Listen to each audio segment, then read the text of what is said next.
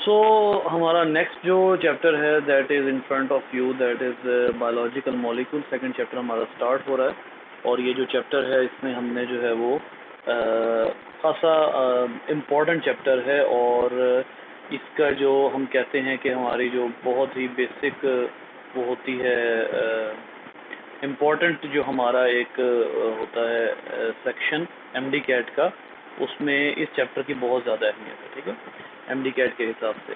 फिर इसके अलावा जो बोर्ड है उसमें भी आप इसका अगर देखते हैं तो इसके काफ़ी क्वेश्चंस जो हैं वो इससे वो बोर्ड में भी आया करते हैं। ठीक है, वो भी है। फिर उसके अलावा ये है कि इसके अंदर से बहुत ज़्यादा जो हैं वो शॉर्ट क्वेश्चन वो निकलते हैं, बहुत ज़्यादा, मतलब निकल सकते हैं, आते इतने ज़्यादा नहीं है लेकिन इसमें से काफ़ी ज़्यादा जो है वो शॉर्ट क्वेश्चन निकल सकते हैं। अब देखिए यहाँ पर आप लोगों के सामने एक तो मौजूद है बायोलॉजिकल मॉलिक्यूल्स। तो आप लोगों को बायोलॉजिकल मॉलिक्यूल से सबसे पहले क्या समझ आता है? सबसे पहले आप लोग मुझे जो है वो सबसे पहले हम लोग वो डिस्कस कर लेते हैं। बायोलॉजिकल मॉलिक्यूल से आमतौर पे हमें क्या समझ आता है कि मॉलिक्यूल्स, अगर आप मुझे बता दें तो molecules found in all living things, जितनी भी लिविंग थिंग्स हैं उनमें हमें जितने भी मॉलिक्यूल्स नज़र आते हैं वो तमाम मॉलिक्यूल्स जो हैं वो बायोलॉजिकल मॉलिक्यूल्स कहलाते हैं। ठीक है, अब इसमें जो है वो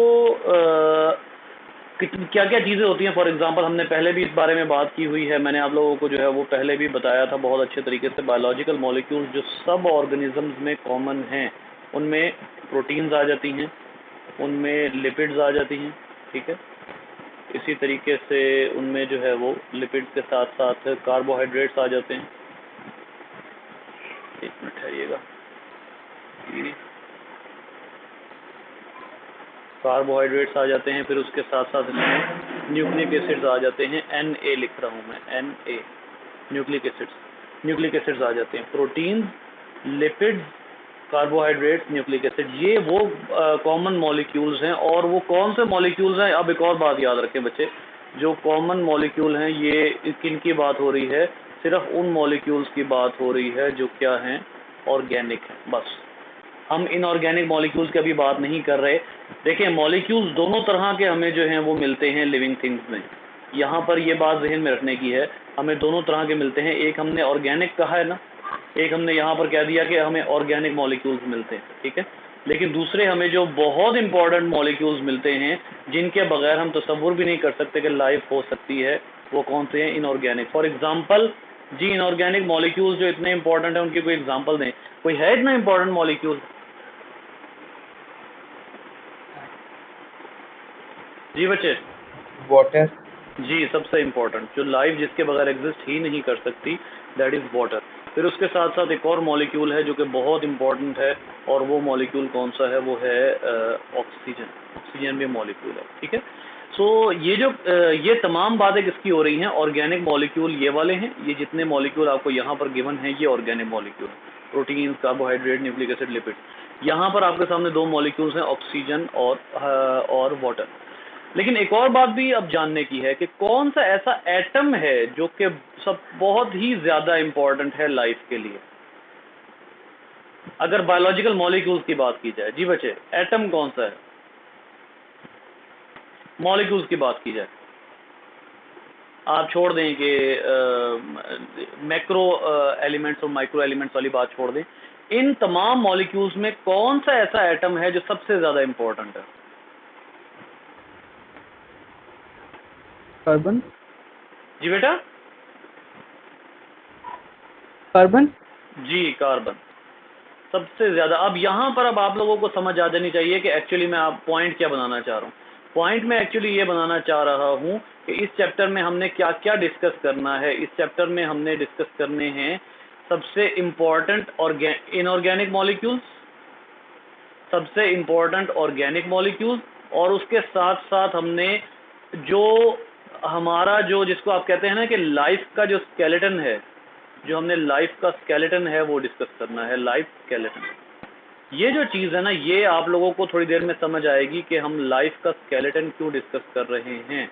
लेकिन अभी हम जो है वो मैं आपको बताता हूँ कि जो लाइफ का जो स्केलेटन है उसकी बैकबोन किसके पास है, किस एटम के पास है। ये जो अभी जैसे जवाब आया, कार्बन C12 जो है इसके पास लाइफ का स्केलेटन है, लाइफ की फॉर्मेशन है, लाइफ की बैकबोन है। जितने लिविंग मॉलिक्यूल्स हैं उनकी जो तमाम लिविंग मॉलिक्यूल्स किसके बैकबोन पर खड़े हुए हैं? कार्बन की बैकबोन पर खड़े हुए। ठीक हो गया। तो यहाँ पर ये बात जो है वो ज़रूर जो है वो जहन में रखनी चाहिए कि इनऑर्गेनिक और ऑर्गेनिक, ये देखें ये है मॉलिक्यूल। ठीक हो गया, ये जहन में रखें अपने। मॉलिक्यूल्स और एटम का फ़र्क आपको बहुत वाज़े तौर पर पता है, ठीक है।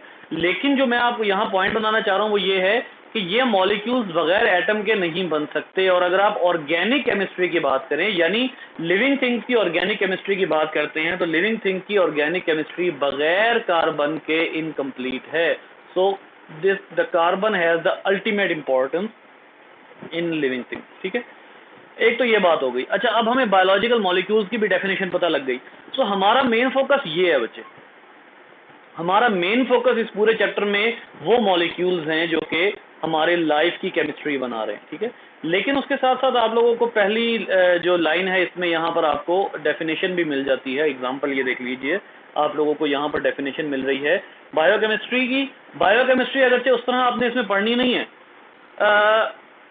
आपने सिर्फ केमिकल कंपोनेंट्स पढ़ने हैं इसमें, इस चैप्टर में। ठीक है, आपने केमिकल प्रोसेसेस नहीं पढ़ने। याद रखिए, अब यहाँ पर जो आपको मैं बात बताने लगा हूँ, ये जो बायोकेमिस्ट्री होती है ना, अगर मैं यहाँ पर थोड़ा सा लिखने की कोशिश करूँ, ठहरिएगा, अगर यहाँ पर इसको थोड़ा सा जो है वो फ्लो चार्ट सा बनाने की कोशिश करते हैं। ये जो बायोकेमिस्ट्री है ना, बायोकेमिस्ट्री को दो हिस्सों में आप डिवाइड कर सकते हैं। एक बायोकेमिस्ट्री है जो डील कर रही है मॉलिक्यूल्स के साथ, जो हमने इसमें पढ़नी है। ठीक है, और दूसरी बायोकेमिस्ट्री है जो डील करती है एनर्जेटिक्स ऑफ बॉडी के साथ, यानी बॉडी में एनर्जी कैसे एंटर और एग्जिट होती है और यूज कैसे होती है। एनर्जेटिक्स, बॉडी में एनर्जी यूज कैसे होती है, एंटर कैसे होती है। तो बायो एनर्जेटिक्स का थोड़ा सा जो है वो आप ग्लिम्स लेंगे किसमें, चैप्टर नंबर 11 में। ठीक है, वो अभी आप नहीं ले रहे, अभी आप जो है वो इसमें बायोकेमिस्ट्री का वो पार्ट पढ़ने लगे हैं जो किसके साथ है, जो मॉलिक्यूल्स के साथ इन्वॉल्व है। और एक्चुअली इस चैप्टर को अगर फील्ड का नाम दिया जाए तो कौन सी फील्ड बनेगी? इस चैप्टर को अगर फील्ड का नाम दिया जाए तो आपकी फील्ड बनेगी मॉलिक्यूलर बायोलॉजी। एक्चुअली जो है वो इस चैप्टर में अगर देखा जाए तो फील्ड आपकी मॉलिक्यूलर बायोलॉजी बन रही है। ठीक है, लेकिन जो है वो बायोकेमिस्ट्री की सब फील्ड है जिसमें मॉलिक्यूल्स भी पढ़ते हैं और एनर्जेटिक्स भी पढ़ते हैं। अब देखिए यहीं पर वो बता रहा है, अब basic knowledge of biochemistry is essential for understanding anatomy physiology, for example photosynthesis. अब फोटोसिंथेसिस का ताल्लुक जो है वो बायोमॉलिक्यूल से ज्यादा किससे है? फोटोसिंथेसिस का असल ताल्लुक बायोमॉलिक्यूल से ज्यादा बायो एनर्जेटिक्स के साथ है। एनर्जी बन कैसे रही है। रेस्पिरेशन का ताल्लुक बायोमॉलिक्यूल से ज्यादा बायो एनर्जेटिक्स के साथ है कि एनर्जी को यूटिलाइज कैसे किया जाता है। तो बुनियादी तौर पर जब आप ये सारा देखते हैं तो उसमें आपको पता लगता है कि इस वाले चैप्टर में ना आपने फोटोसिंथेसिस पढ़नी है, ना आपने रेस्पिरेशन पढ़नी है, ना आपने डाइजेशन पढ़नी है, ना आपने मसल कॉन्ट्रैक्शन पढ़नी है। ठीक है, आपने इस चैप्टर में सिर्फ और सिर्फ मॉलिक्यूल्स पढ़ने हैं। आपने फोटोसिंथेसिस और रेस्पिरेशन 11th चैप्टर में जाकर पढ़नी है। ठीक है, अब आ जाइए नीचे, देखिए जिस तरह मैंने आपको पहले बताया कि इस चैप्टर का ताल्लुक मॉलिक्यूल्स के साथ है। ठीक हो गया, तो अब हम यहाँ इसको लिख लेते हैं कि we are going to study the molecules. ठीक है, अब ये जो मॉलिक्यूल्स हैं इसमें अब देख लेते हैं कि जो केमिकल कंपोनेंट्स यानी मॉलिक्यूल्स हैं वो मैमेलियन सेल में कौन से होते हैं और बैक्टीरियल सेल में कौन से होते हैं। ये बहुत इंपॉर्टेंट टेबल है किस लिहाज से कि आपको इस टेबल में से नजर आएंगे बोर्ड में एमसीक्यूज। ठीक है, इंपॉर्टेंट है। और आपके जो टेस्ट होते हैं इसमें कॉलेजेस और अकेडमीज वगैरह में, उनमें भी इधर से एमसीक्यूज वगैरह आ जाते हैं। वाटर 70% बैक्टीरियल सेल में है, 70% इधर है। प्रोटीन 15 इधर है, 18 इधर है। कार्बोहाइड्रेट 3 इधर है, 4 इधर है, परसेंटेज की बात हो रही है। लिपिड 2 इधर है, 3 इधर है। DNA 1 0.25, RNA 6 1.1, other organic molecules 2 और 2, और उसके बाद inorganic ions do not involve in the molecule, लेकिन फिर भी कंपोनेंट्स हैं, लिहाजा आप कंपोनेंट्स की बात करेंगे। एक्चुअली यहाँ पर क्या बात हो रही है, अब जरा गौर से सुनिएगा। यहाँ पर बात हो रही है उन कंपोनेंट्स की which are common for life. जिस तरह हमने शुरू में कहा था ना कि कुछ एलिमेंट्स ऐसे होते हैं जो तमाम लिविंग थिंग्स में कॉमन होते हैं, उनको क्या कहते हैं हम? जी बेटा, उन एलिमेंट्स को क्या कहते हैं हम? Bio elements. उन एलिमेंट्स को हम बायो एलिमेंट्स कहते हैं जो तमाम लिविंग ऑर्गेनिजम्स में कॉमन होते हैं। बिल्कुल ऐसे ही ये तमाम जो कंपोनेंट्स हैं, यहाँ पर वो कंपोनेंट डिस्कस किए जा रहे हैं जो कॉमन है किन में, जो लिविंग थिंग्स में कॉमन है। तो आप दो फार अपार्ट ऑर्गेनिज्म को जो है वो डिस्कस कर रहे हैं। एक ऑर्गेनिज्म मतलब इस कदर दूर है कि एक प्रो है और दूसरा यू है। प्रो और यू से मुराद क्या है? एक प्रोकैरियोटिक है, दूसरा यूकैरियोटिक है, ठीक है। और ये यूकैरियोटिक में बहुत एडवांस्ड ऑर्गेनिज्म है मैमल, लेकिन उसके बावजूद जो है हमने इनको कंपैरिजन क्यों किया है, उसकी वजह आपके सामने है कि हमने इसका कंपैरिजन इसलिए किया है ताकि हमें पता लग जाए कि जो कॉमन एलिमेंट्स हैं वो तमाम लाइफ में कॉमन हैं, चाहे वो एलिमेंट्स हों और चाहे वो क्या हों, मॉलिक्यूल्स हों, ठीक है। अब आइए बच्चे, एक बात ध्यान में रखिएगा कि मॉलिक्यूल्स बनते भी हैं टूटते भी हैं। Molecules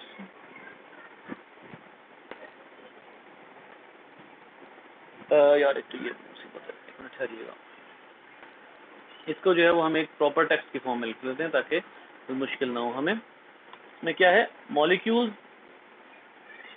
break and form. Molecule बनते भी हैं टूटते भी हैं।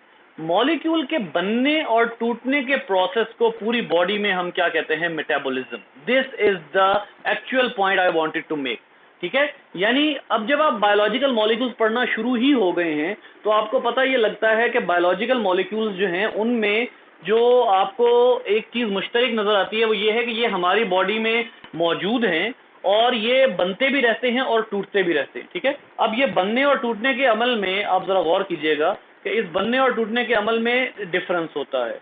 जब क्या होता है कि जब ये फॉर्म होते हैं, ठीक है, जब ये फॉर्म होते हैं,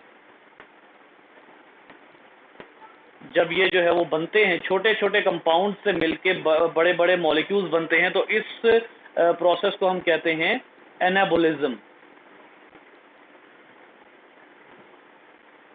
एनाबोलिज्म।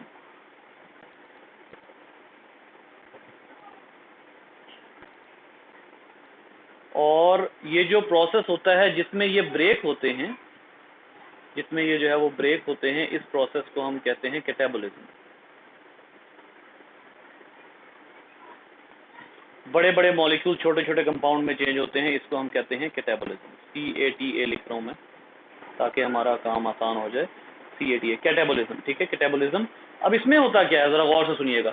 अच्छा जी, इस प्रोसेस को हम समझते हैं। देखिए बेटा, ये मैं एक रिएक्शन लिख रहा हूँ, आपने पहचानना है, H2O प्लस CO2। जी बेटा, इन दोनों की फॉर्मेशन से क्या बनता है? बड़ा कॉमन सा रिएक्शन है।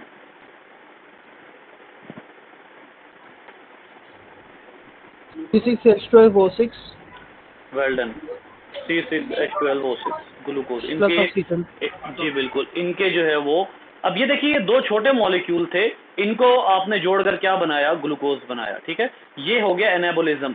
आप रेस्पिरेशन में इसी प्रोसेस को रिवर्स कर देते हैं। जब आप रेस्पिरेशन में इसी प्रोसेस को रिवर्स करते हैं तो अब ये क्या कहलाएगा? अगर जुड़ना एनाबोलिज्म कहला रहा है तो टूटना कहलाएगा कैटाबोलिज्म, ठीक है।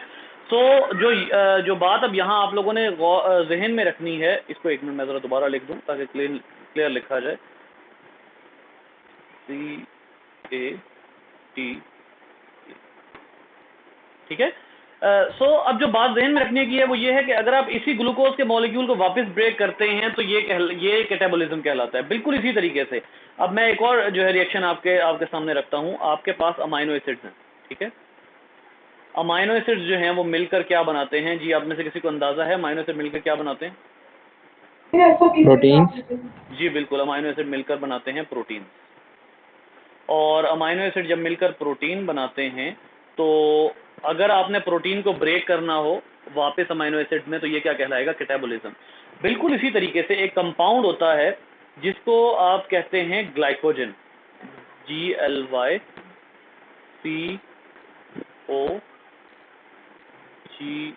आगे लिखा नहीं जाएगा मेरा ख्याल है, EN, ग्लाइकोजन, ठीक है। ये जो ग्लाइकोजन मॉलिक्यूल होता है इसको ब्रेक करके आप तोड़ सकते हैं किसमें? ग्लूकोज में।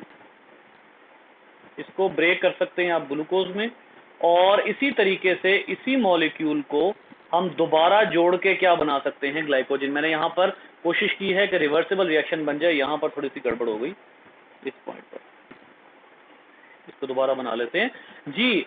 ये एक रिवर्सिबल टाइप रिएक्शन है जिसमें एक ऐसे और एक ऑब्वियसली ऐसे होगा। अब देखिएगा जो आपको यहाँ पर नजर आ रहा है वो क्या है कि एक रुख में ये ही रिएक्शन जो है वो कैटाबोलिज्म है जिसमें ये टूट रहा है, ये कैटाबोलिज्म हो जाएगा, और दूसरे रुख में यही रिएक्शन जो है वो एनाबोलिज्म है जिसमें ग्लूकोज को जोड़कर ग्लाइकोजन बनाया जा रहा है। सो ये डिफरेंट रिएक्शंस जो हमारी बॉडी में होते हैं, जब हम टूटने और बनने का जो रिएक्शन होता है, इस सारे रिएक्शन को हम क्या कहते हैं, इस सारे रिएक्शन को कलेक्टिवली हम नाम देते हैं मेटाबॉलिज्म का। इस सारे रिएक्शन को कलेक्टिवली नेम दिया जाता है मेटाबॉलिज्म का। यहाँ इन्होंने जो है वो अच्छा ये एक और बात अब यहाँ पर देखिएगा, यहाँ लिखी भी हुई है लेकिन चले मैं आपको वैसे बता देता हूँ। जब आप कैटाबॉलिज्म की बात करते हैं ना, तो कैटाबॉलिज्म में आमतौर पर एनर्जी रिलीज होती है। आप किसी भी कंपाउंड को ब्रेक करते हैं और उससे आप एनर्जी हासिल करते हैं। EN लिख रहा हूं फिलहाल, ठीक है। लेकिन जब आपने मॉलिक्यूल्स को जोड़ना होता है, जब आपने मॉलिक्यूल्स के दरमियान में बॉन्ड बनाने होते हैं, तो फिर आप उनको एनर्जी देते हैं। तो ये एक्सोथर्मिक और एंडोथर्मिक दोनों तरह के रिएक्शंस होते हैं। यहां पर देखिएगा, अच्छा जी ये देखिए ये लिखा हुआ है anabolic reactions need energy. Anabolic reaction जिसमें आपने कंपाउंड को जोड़ना होता है। फिर उसके बाद जो है energy is released by the breakdown. अब ये पूरा सेंटेंस ही मार्क कर लेने, ये पूरा हमें 2 सेंटेंस ही मार्क कर लेने चाहिए यहाँ से यहाँ तक। एनर्जी कैटाबॉलिज्म में रिलीज की जाती है, इस यहाँ पर लिखा हुआ breakdown of complex molecule into simpler one, तो इसमें एनर्जी रिलीज की जाती है। सो डिफरेंट किस्म के प्रोसेसेस जो हैं वो हमारी बॉडी में इस तरह से होते रहते हैं, जिसको हम मेटाबॉलिज्म और एनाबॉलिज्म कहते हैं। मेटाबॉलिज्म कहते हैं, और मेटाबॉलिज्म की 2 टाइप्स हैं, कैटाबॉलिज्म एंड एनाबॉलिज्म, और उनको हमने जो है वो अच्छे तरीके से देख लिया है। हमारी बॉडी में बहुत सी जगहों पर इस तरह के रिएक्शंस होते हैं और तकरीबन हर वक्त एक कंपाउंड के लिए कैटाबॉलिज्म जारी होता है जी। कौन सा कंपाउंड है जिसकी आपको सोते में भी जरूरत पड़ती है? कौन सा मॉलिक्यूल है? सुक्रोज। ग्लूकोज है, लेकिन ग्लूकोज अल्टीमेटली किसमें ब्रेक होता है?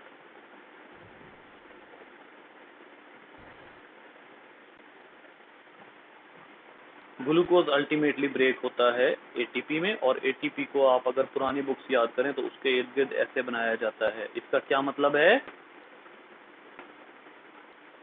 ये एनर्जी है। आपकी बॉडी को सोते में भी इसकी जरूरत होती है। क्यों? आपके ब्रेन में थोड़ी सी वर्किंग करनी होती है, लेकिन सबसे ज्यादा आपकी बॉडी सोते में कहाँ यूज करती है इसको? हार्ट में। हार्ट तो नहीं रुकता ना सोते में, ठीक है, तो ये सोते में यूज होती है। सो याद रखिएगा कि ये जितने कंपाउंड्स हैं, अब ग्लूकोज को आप आमतौर पे किसमें ब्रेक करते हैं? बेटा अब ये मैंने 2 मुतजाद बातें की हैं, जरा मेरी बात का जवाब दीजिएगा। ग्लूकोज को हमने क्या कहा? आप ब्रेक करते हैं कार्बन डाइऑक्साइड और वाटर में, लेकिन उससे निकालते क्या हैं आप उससे निकालते हैं एटीपी। तो अब जरा गौर करें कि ऐसा क्या हुआ कि ये 2 रुखा रिएक्शन हो गया जी। ये बड़ा इंटरेस्टिंग क्वेश्चन है और ये MCAT जो है वो उसमें पूछा जाता है। जरा मुझे बताइए कि इसमें हुआ क्या है। इस प्रोसेस में आपने ग्लूकोज को तोड़ा है, तो इस प्रोसेस को आप क्या कहेंगे? एनाबॉलिज्म या कैटाबॉलिज्म? कैटाबॉलिज्म। कैटाबॉलिज्म। और कैटाबॉलिज्म का रूल क्या है कि उसकी एंड प्रोडक्ट जो भी हो, लेकिन उससे क्या निकलती है? एनर्जी। यस, ये चीज, ये है असल बात समझने की, कि जो कैटाबॉलिज्म होता है उसमें एंड प्रोडक्ट असल में वो होता है जो कि टूट कर उसके मॉलिक्यूल बनते हैं, वो अपने प्रिकर्सर्स में चेंज हो जाता है। लेकिन उसमें जो साइड एनर्जी निकलती है उसको एटीपी पैकेट्स की फॉर्म में जो है वो सेव कर लिया जाता है। तो कैटाबॉलिज्म रिएक्शन का ये फायदा होता है कि आप उससे कंपाउंड्स भी हासिल कर लेते हैं और आप उससे एटीपी भी हासिल कर सकते हैं। ये कैटाबॉलिक रिएक्शंस होते हैं। तो ये हमारी बॉडी में मुस्तकिल इस तरह के रिएक्शंस जो हैं वो फॉलो हो रहे होते हैं। अब आइए आगे, इंपॉर्टेंस ऑफ कार्बन। ये वो चीज़ है जो मैंने आपको शुरू में ही कहा कि सबसे पहले हम कार्बन बेटा क्यों पढ़ रहे हैं, क्योंकि carbon is the skeleton, carbon is the backbone. आप यहाँ पर कहेंगे इस जगह पर अगर मैं आपको लिख दूं, ये कार्बन जो है ये स्केलेटन है, इसके बगैर गुजारा नहीं है। कार्बन के बगैर गुजारा किसी भी ऑर्गेनिज्म का नहीं है, ठीक है। Carbon is the skeleton of all organic compound. ये देखिए यहाँ पर इन्होंने कार्बन की कुछ जो है वो प्रॉपर्टीज भी लिखी हुई हैं। ये देखिए ये है वो जगह जहाँ पर मैं आपको लाना चाह रहा था। Due to its unique properties carbon occupies the central position in the skeleton of life. ये देखिए ये दूसरा पार्ट, ये देखिए स्केलेटन ऑफ लाइफ में सेंट्रल पोजीशन कार्बन की होती है और उसकी यूनिक प्रॉपर्टीज की वजह से। और यूनिक प्रॉपर्टीज क्या हैं? अच्छा, ये अब वो आर्टिकल है जो आपको बताएगा कि कार्बन की ऐसी कौन सी यूनिक प्रॉपर्टीज हैं जो कार्बन को इतना जो है वो इम्पोर्टेंट बनाती है। ठीक है, ये कार्बन की यूनिक प्रॉपर्टीज के बारे में आपको बताएगा। अगला आर्टिकल शुरू करते हैं, उससे पहले आपका अगर कोई क्वेश्चन है तो जल्दी से बताइए।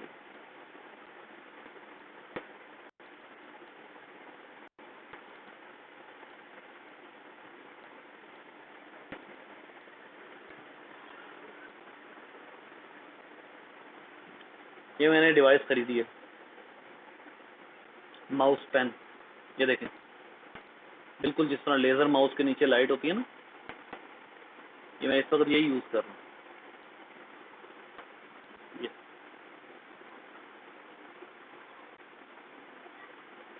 आप लोगों ने देखा होगा कुछ लोगों के पास वो है, वो होती है ग्राफिक पैड होता है।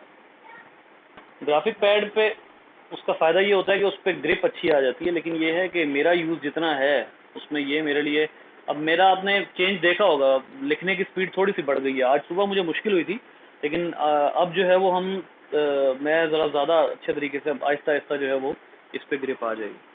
तो ये चीज़ जो है ये अभी आज ही आई है, और ये आई कहाँ से? डायरेक्ट चाइना से। वो वहाँ पे उनके बहुत बड़ा सूबा है शेंजन, वहाँ पे है इसकी फैक्ट्री, वहाँ से आई है।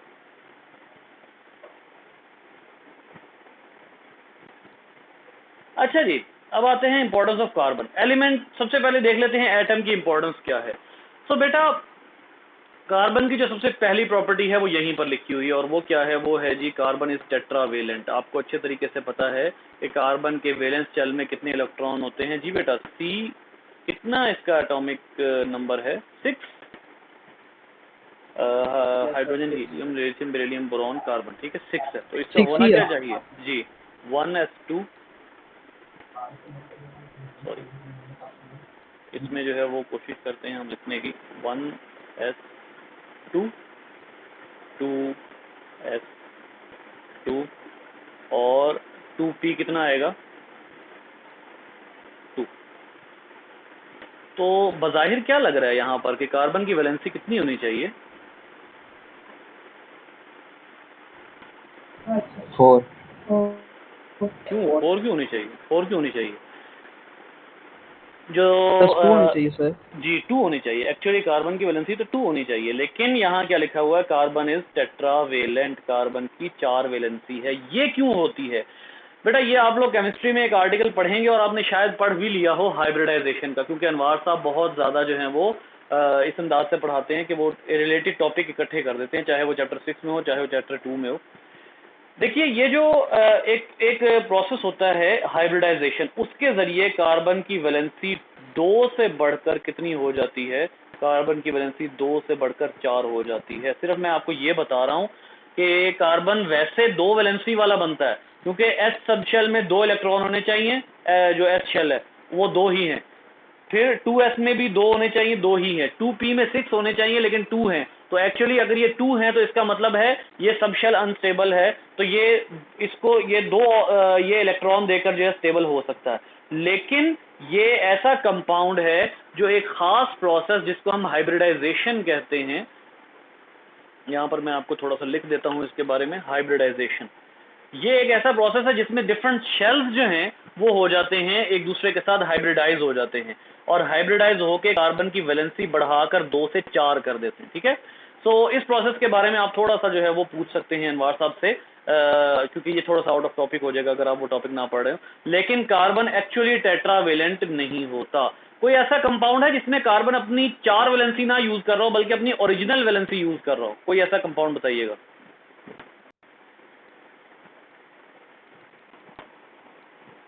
इथीन। हैं? मीथेन? इथीन। इथीन? तो खुदा का खौफ करो, ऐसे सी और सी। ठीक है, डबल बॉन्ड है ना, इथीन है तो डबल बॉन्ड है, और यहाँ पे 1 2 3 हाइड्रोजन इधर, 3 हाइड्रोजन इधर, ओ सॉरी 2 2 गलती हो गई, 2 इधर और 2 इधर, 4 हो गए कि नहीं पूरे, 1 2 3 4 जी। और कोई? CO2। CO2, अच्छा चले, गुड आंसर, इसको भी देख लेते हैं, C double bond O double bond O। हाँ जी, कितने बॉन्ड हो गए?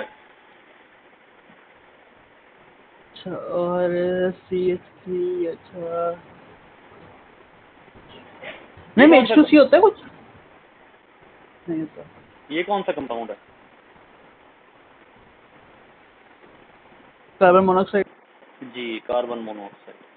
कार्बन मोनोऑक्साइड उन चंद कंपाउंड में से है, बल्कि मेरे इल्म के मुताबिक वाहिद ये कंपाउंड है जिसमें कार्बन अपने सिर्फ 2 बॉन्ड यूज करता है, अपने 2 इलेक्ट्रॉन यूज करता है, 4 पूरे नहीं करता, कार्बन मोनोऑक्साइड। इससे इसके अलावा जो है वो आप देख सकते हैं, वो आप पूछ सकते हैं अपना अनवार साहब से, ठीक है।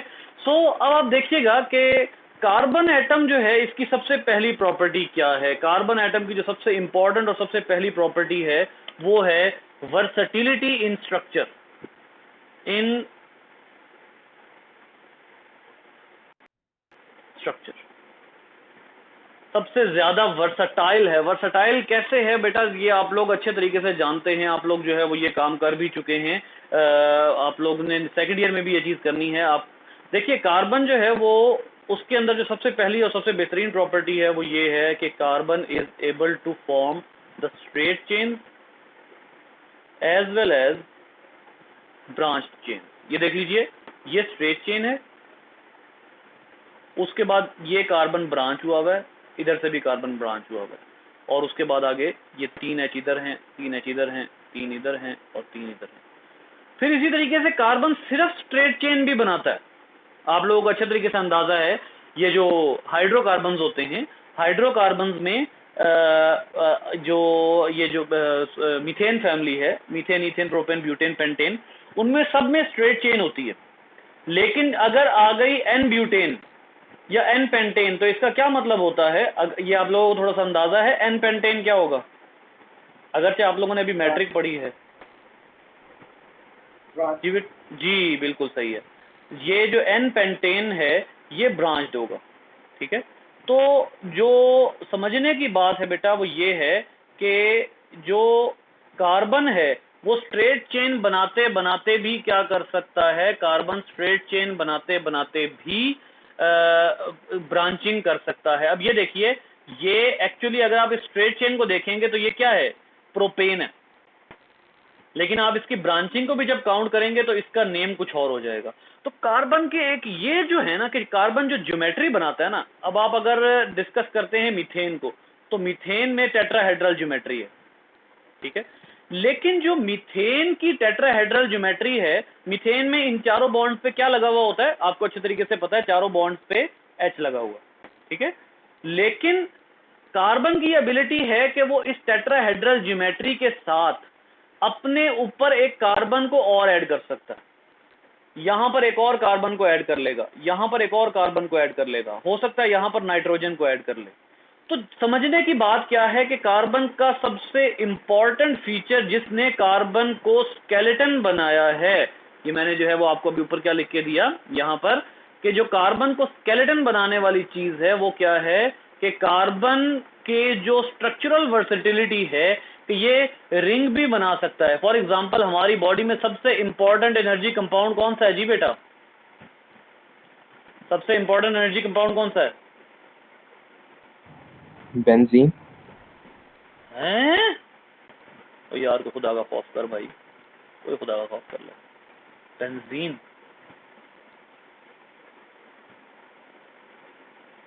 हमारी बॉडी में सबसे इंपॉर्टेंट जो कंपाउंड है वो है ग्लूकोज। सबसे important energy compound is glucose. और ग्लूकोज का स्ट्रक्चर कौन सा है, हमारी बॉडी में ग्लूकोज रिंग स्ट्रक्चर की होती है। अब आप देख लीजिए कि एक इतना इंपॉर्टेंट कंपाउंड कि हम कहते हैं कि इससे ज्यादा इंपॉर्टेंट एनर्जी हमें देता ही कोई नहीं है, सबसे इंपॉर्टेंट एनर्जी कंपाउंड है हमारी बॉडी का। लेकिन इस इंपॉर्टेंट एनर्जी कंपाउंड की बैकबोन भी कौन बना रहा है? ये जितनी आपको कॉर्नर नजर आ रही है ना, एक ये कॉर्नर, फिर एक ये कॉर्नर यहाँ पर, फिर एक ये दूसरा तीसरा कॉर्नर, एक ये कॉर्नर भी है, ठीक है, करिएगा, एक यहाँ पर भी कॉर्नर है, ठीक हो गया, फिर एक ये कॉर्नर है, एक ये वाला कॉर्नर है, 1 2 3 4 5 6 कार्बन होते हैं ना ग्लूकोज में।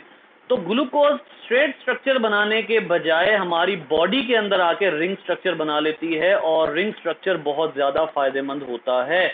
और इस रिंग स्ट्रक्चर की वजह क्या है? इस रिंग स्ट्रक्चर की वजह सिर्फ और सिर्फ कार्बन की वर्सेटिलिटी है। इसी तरीके से अब मैं आपको जो है वो एक और बात बताता हूँ, थोड़ा सा मैं कोशिश करता हूँ कि मैं वो स्ट्रक्चर ड्रॉ कर लूँ तो अच्छा है, कोशिश कर लेते हैं। ऐसे ये ग्लूकोज, ऐसे ग्लूकोज का जो स्ट्रक्चर है वो जरा ठीक तरीके से बनाते हैं, ऐसे करके, फिर उसके बाद ये लाइन है, फिर उसके बाद ये लाइन है, ये है, यहाँ ऑक्सीजन होता है, और ये फिर एक ये होता है। अब यहाँ पर जो है वो कार्बन का एक और काम होता है कि 2 रिंग्स जोड़ लेता है, ठीक है, ऐसे करके एक बॉन्ड होता है जिसको हम कहते हैं ग्लाइकोसिडिक बॉन्ड, ये आप आगे पढ़ेंगे। अब इसके दरमियान में यहाँ पर मौजूद होता है ऑक्सीजन। ऑक्सीजन के ज़रिए जो कार्बन होता है वो 2 अदद ग्लूकोज के मॉलिक्यूल्स को जोड़ लेता है। आपने कार्बोहाइड्रेट की फैमिलीज पढ़ी हुई हैं, कौन कौन सी?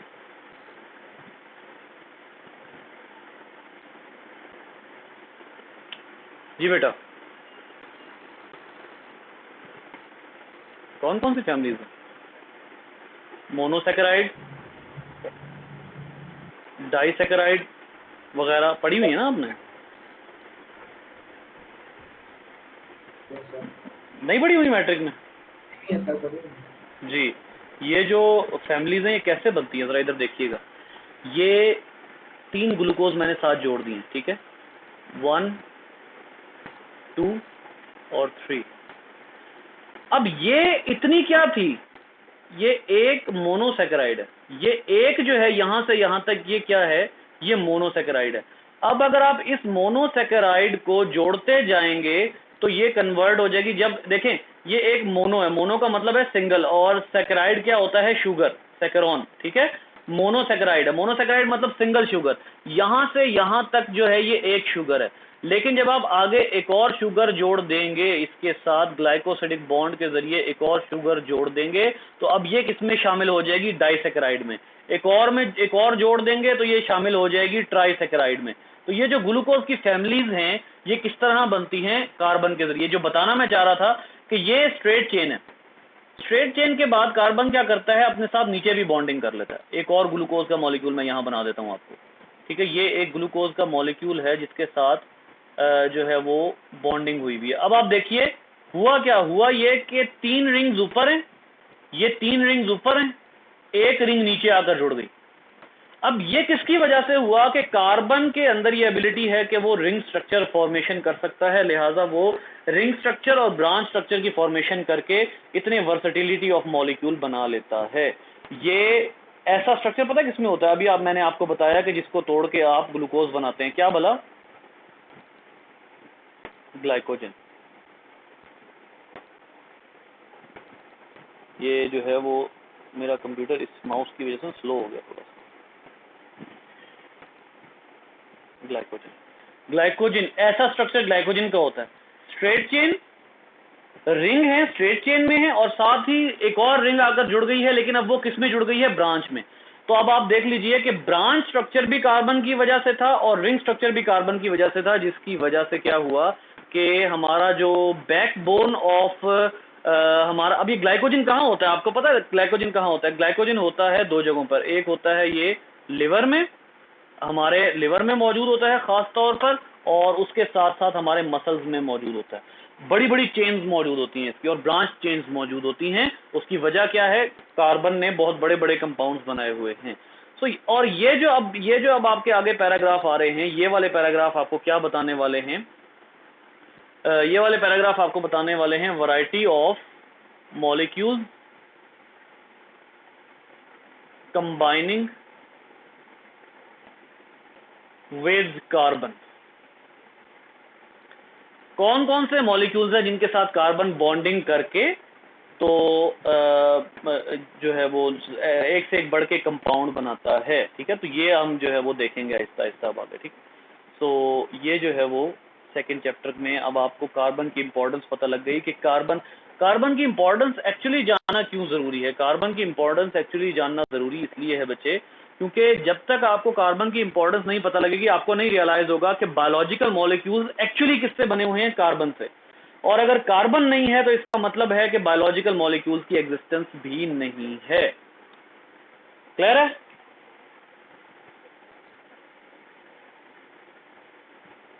जी बॉय, समझ आया?